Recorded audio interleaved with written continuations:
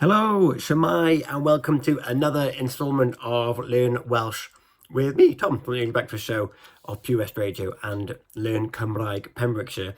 A very, very, very short update because this week it's all revision. We're into the last unit. We've played a game of cards. We've gone through all the questions, and we are going through past papers at an alarming rate, but a very useful rate because the exam itself, because we're not doing the written exam, is going to be over in a flash.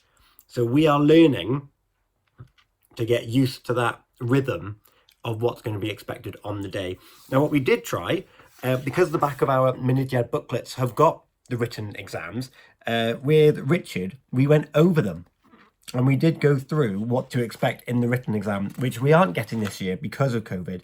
But what was really interesting about doing that was it's a longer dialogue that we have, and as opposed to the reading exam that we have with the oral, where we don't necessarily have to understand everything, there has to be comprehension and understanding of what is in that dialogue. It's nearly a page long. It's between two people, and then there's a grid, and this grid has got the two people that are involved, and also you have to look out for certain phrases. We don't need to answer in full answers, full sentences, but you must comprehend it. And because of how some of the sentences are phrased, it's not always the most obvious thing that you're looking for. So, as with any exam really, stick with what you think it is and don't dilly-dally, just stick with it, and you can go for it. And bearing in mind, that's the only prep we've done for the writing exam that we're not doing.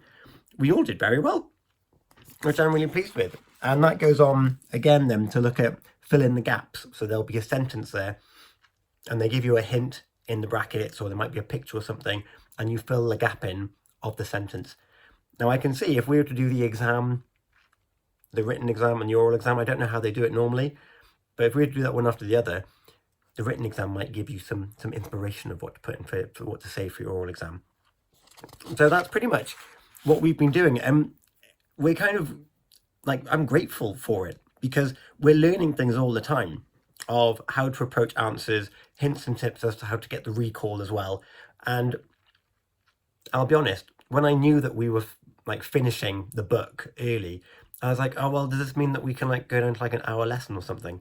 But I'm very grateful that we haven't, because we're just carrying on learning and solidifying exam technique, which when you're under pressure, there's nothing better than knowing that I have done this before. I know how to approach this answer. So don't begrudge the fact that you've got a few bonus lessons, because they're all part of the plan, and particularly because our exam is going to be after half term, so we won't have lessons for a week before doing the exam. I know. So I'm very, very grateful for these little card games, and it feels really surreal and odd that we're coming to the end of it. Thoroughly enjoyed it, and we've still got 2 more lessons next week. Well, when you see this, 2 more lessons this week, which will be the end of it, and that will be Minidiad, Un Ac, or Un A Dau, Minidiad 1 and 2, because as I've explained throughout this series, I've done 2 years in 1 year. So it's 2 lessons at 2 hours each, so 4 hours a week, and we've gone through the whole of Minidiad in 1 year, and it's been great. It's been really, really good fun. So that's entry level. Sylvine is foundation. That will kick off in September. If you're interested, you can either do it like we've done it, our little group, where you do years 1 and 2 of Sylvine in 1 year, or you can follow the traditional model, which is year 1 and then year 2 with an exam at the end of year 2. So I know from my pace of learning and how I get fulfillment from learning, I will opt for the 4 hours a week. But that's me. You might be different. So I hope you've enjoyed. The next video you see might be the last one, although I'm tempted to do one for after the exam as well. So hold that thought. You might get a bonus one afterwards. And if you have any questions, get in touch on Pure West Radio Facebook page, drop a message, say, hi, I've seen Tom has been learning Welsh. Can we ask him some questions? Yes, you can.